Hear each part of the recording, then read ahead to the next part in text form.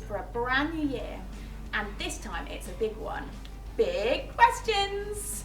Now there are many big questions in life. Who's going to be my best friend?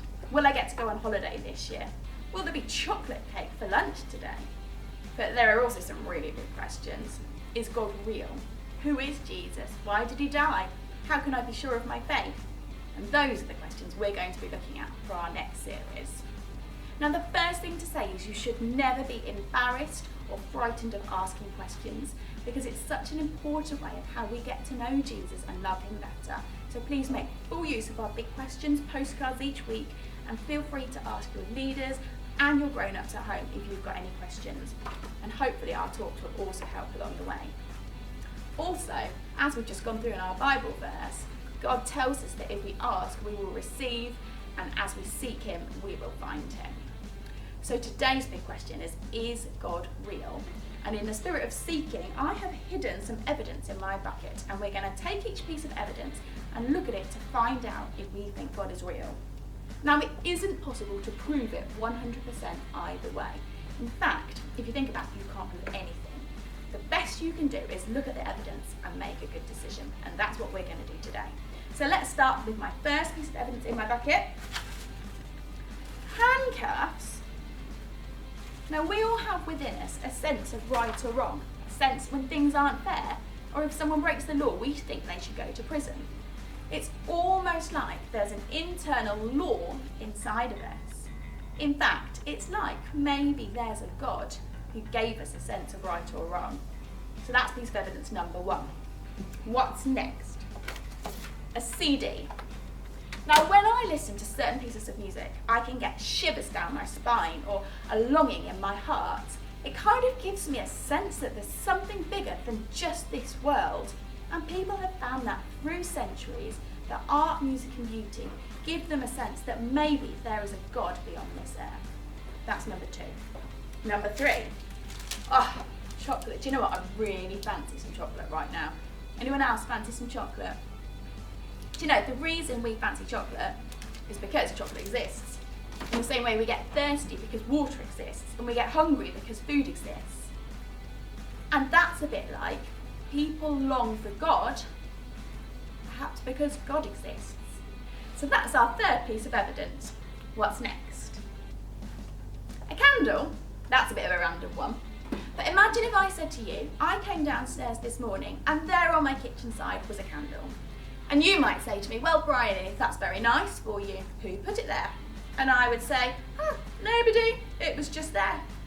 Now, you wouldn't believe that, would you? Because if there's a candle on my kitchen side, it's got to be because someone put it there.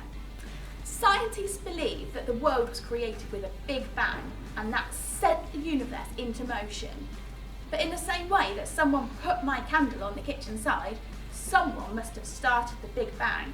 Someone must have put the universe there. So that's piece of evidence number 4.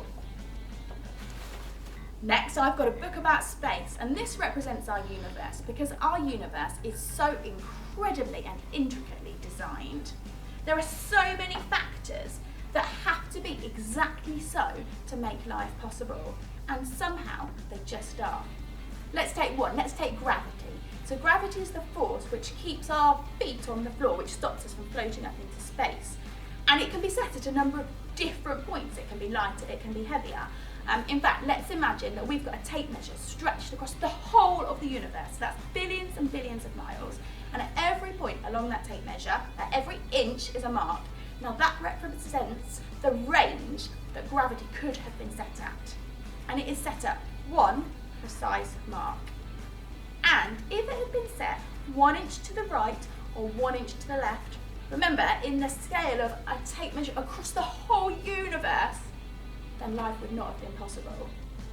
That's crazy, isn't it? And do you know what? Scientists tell us that there are 30 different things that had to be set up exactly so, and incredibly against the odds were.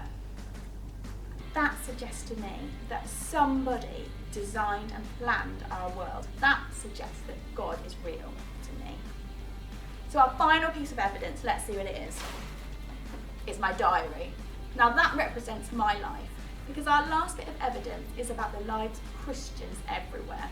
because every Christian that you meet will have their own story full of their reasons for believing in God and their tales of how God has met them and acted in their lives. In fact, if you're here and God has met you and acted in your life and you have your own story, why don't you put your hand up right where you are?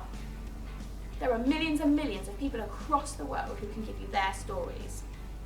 So that's it. I can't prove to you that God is real, but we can look at the evidence. We can look at our sense of right and wrong. We can look at music. We can look at chocolate, the fact that we have a longing for God. We can look at the fact that somebody must have put the universe here. We can look at how crazily it was designed. We can look at the lives of millions of Christians across the centuries, and we can form our own conclusions. For me, I think it is overwhelmingly obvious that God is real. What do you think?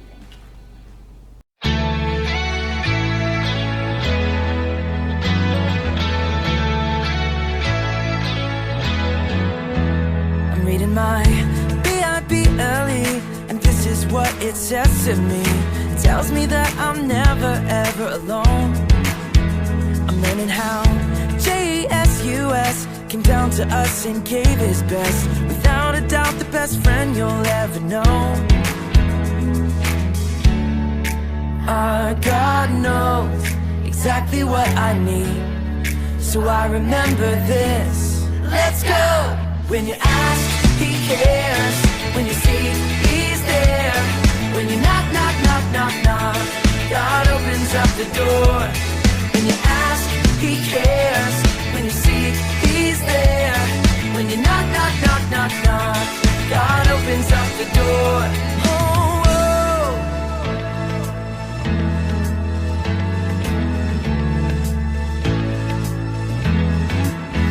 I'm reading my Bible, and this is what it says to me. It tells me that I'm never ever alone.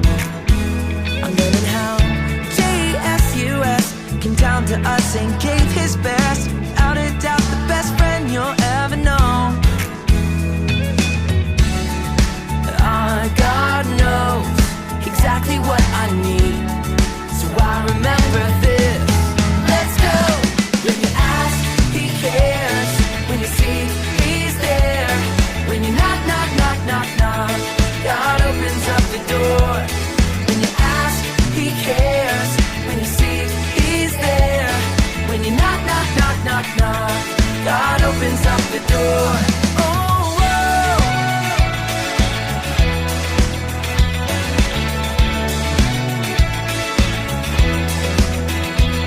When you ask, he cares. When you seek, he's there. When you knock, knock, knock, knock, knock, God opens up the door. When you ask, he cares. When you seek, he's there. When you knock, knock, knock, knock, knock, God opens up the door.